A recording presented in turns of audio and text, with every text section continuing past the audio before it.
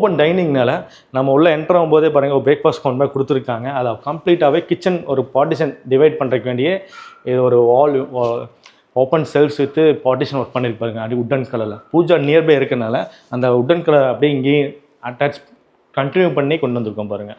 அப்படியே hanging lights கொடுத்துருக்கோம். Spot lights கொடுத்துட்டு உள்ள கிளாஸ் செல்ஃப்ஸ் தான் கொடுத்துருக்கு பாருங்கள்.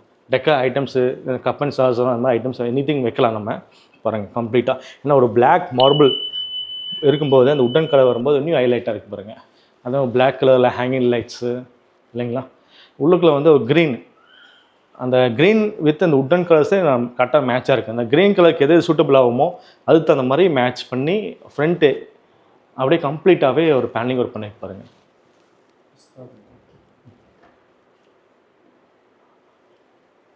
நான் உள்ளே பார்த்தீங்கன்னா ஒரு பிளாக் கலர் ஒன்று இருக்கும், கிச்சன் ஒரு பிஸ்டா க்ரீன் கலரில், சில இடத்துல ஒயிட் கலர் கொண்டு வந்திருக்கோம். ஓகேங்களா, கலர்ஸ் எங்கேயுமே வந்து ஹார்டாக இல்லாமல் அந்த கரெக்டான கலர்ஸ் கரெக்டாக சூஸ் பண்ணும்போது பார்த்தீங்கன்னா அது அவுட்புட் கரெக்டாக கிடைக்கும். அந்த மாதிரி தான் கிச்சனும் என்டையர் பார்ட்டிஷன் ஒர்க்கு பூஜா எல்லாமே அமைஞ்சிருக்கு பாருங்கள்.